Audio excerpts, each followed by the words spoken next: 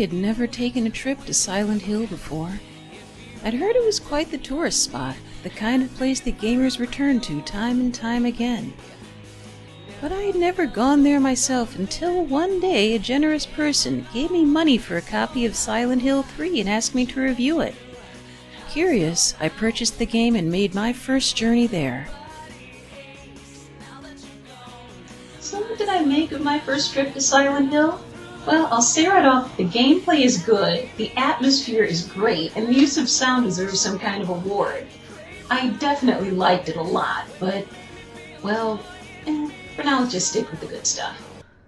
In Silent Hill 3, you are Heather, a cute and seemingly ordinary 17-year-old girl who always looks like she's been crying and just wants to get home from the mall. And I have to say I appreciate the fact that the game's creators didn't make Heather female just so male players could stare at her. Never mind. Anyway, the game starts off in this rather trippy theme park. It's filled with gore-encrusted pink rabbits, monster corpses stuffed in cages, and grotesque, misshapen creatures straight out of a Lovecraftian nightmare. In other words, best theme park ever! Your goal in this part is to die, preferably by reaching the end of the roller coaster track, but you can also end the sequence quickly by falling into a pit or getting mauled by something. Good times. Fortunately, it's all just a dream, and Heather wakes up safe and sound at Happy Burger. But you will want to keep the results in mind. That's all I'm going to say. Soon after a quick phone chat with Heather's loving dad, we encounter Douglas, who claims to be a detective. Here's what he has to say. This is very important. It's about your birth. I'm not interested. Now, personally, I might have been at least a little curious and might even ask the man what the heck he meant, while keeping a cautious eye out from all security. But that's just me. So basically, you're wandering around the mall and trying to find the exit, I guess. Oh, and the save points are weird symbols that give Heather a headache. Then, for no obvious reason, you start running into monsters and stuff. Very creepy, well-designed monsters that make unearthly noises. Yeesh. Anyway, over the course of the game, you'll find several weapons you can use to fight them. Or if you're like me, you'll just cut your little legs off whenever it's humanly possible. Also, you meet this horrible woman. No, she doesn't get any less crazy.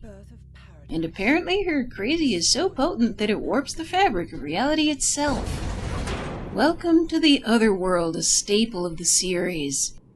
It's basically a dingier, gorier, and altogether more unpleasant version of the normal-ish world, usually representing the main character's living nightmare. Will you stop that? Jeez. Thank you. It's also more prone to strange happenings, including the fact that the map you picked up is no longer valid. Everything you think you've seen is likely somewhere else, or nowhere at all. Sure, it's inconvenient, but it lends itself quite well to the sense of disorientation. However, the changing landscape and the unsettling visuals are not the fan-scrappingly scary part. That would be the sound. For instance, the radio you receive early on is both your friend and your enemy. Friend because it tells you if you're getting close to monsters. Enemy because the eerie static it emits is bound to get under your skin in ways no monster ever could. It's getting louder. Where is it? What is it? It could be right behind you! But being paranoid was never so much fun. There are also many, shall we say, interesting discoveries you can make along the way. In case you're as new to this game as I was, I won't spoil them for you. And in case you're not, happy birthday to you. But Silent Hill 3 isn't all monster slaying, or in my case, track and field, and jumping at every noise. There are also riddles. One nice thing about this game and others in the series is that you can set the riddle and combat difficulties separately. Meaning, if you want, you can fight the toughest monsters while giving your brain a break, or vice versa. I haven't tried the riddles in easy mode, but in normal they range from, oh, that's not so bad, to, how was I supposed to know that? In hard mode, well, that would better be labeled as, what in the heck were they thinking? Often the clues are so weird and esoteric that I have to wonder if they made them as a joke. Finally, there's the plot, which is far more prominent than in most games I've reviewed. And when the plot plays a big part in a game, it's often the main thing I notice, even to the point where I'll tolerate weak gameplay if the story really wows me. Luckily, in this case, there's no such deficit to overcome.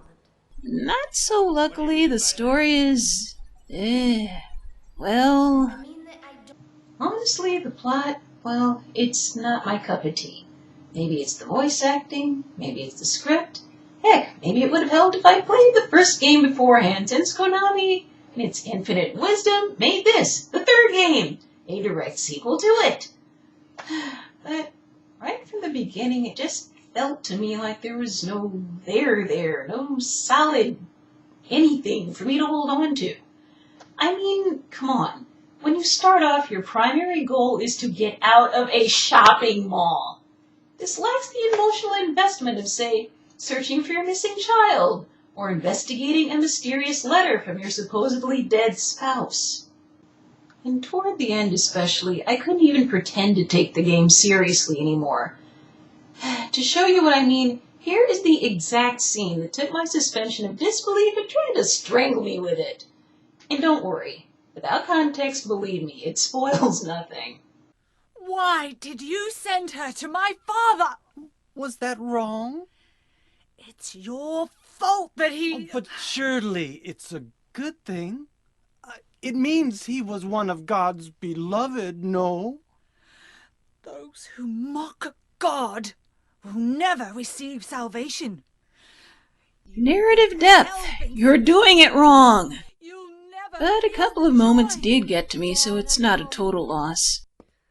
I also found myself kinda liking this guy despite the game's best intentions. If you've played before, you probably know what I mean. Besides, between the gameplay and the immersive atmosphere, I'm almost willing to forgive the story being cheesy. And the final boss is so freaky and disturbing that when I set eyes on that thing, the insanity that brought me there was instantly forgotten. My first trip to Silent Hill was an enjoyable one. Plot issues notwithstanding, Silent Hill 3 is good on its own, and playing it introduced me to something wonderful. Oh, and if you're the find everything type, this game will reward you. Several different endings and unlockables await if you play through it multiple times. So again, my thanks to the ultra cool person who gave me the gateway drug. And I know I'll head back to Silent Hill at some point in the future.